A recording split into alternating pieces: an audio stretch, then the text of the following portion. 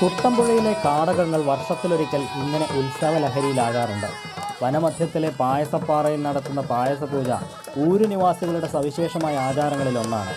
നാശ്ശേരി അമ്മയെന്ന വള്ളിയമ്മയുടെ പ്രീതിക്കായാണ് പായസപൂജയെന്നാണ് ഇവരുടെ വിശ്വാസം. പണ്ടൊക്കെ ഞങ്ങൾ അതിലൊക്കെ കാട്ടുകിഴങ്ങും അതിലൊക്കെ ചുട്ടാണ് അമ്മയ്ക്ക് ഒരു കർമ്മം നടത്തിക്കൊണ്ടിരുന്നത്. ഇപ്പം അങ്ങനെയല്ല, പായസം ഊട്ടിയാണ് ഞങ്ങൾ അമ്മയെ തൃപ്തിപ്പെടുത്തുന്നത്.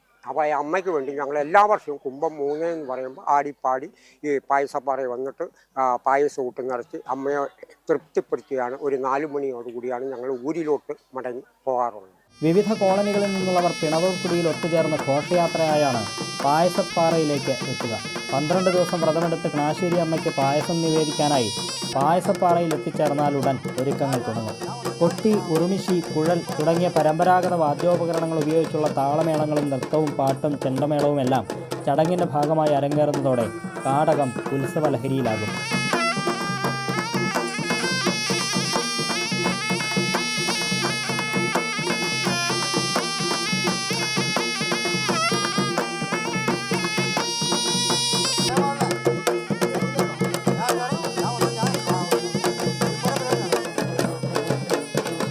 നാശ്ശേരി വനത്തിനുള്ളിലെ വിശാലമായ പാറയിലാണ് പായസപൂജയ്ക്കുള്ള ചടങ്ങുകൾ നടന്നത്.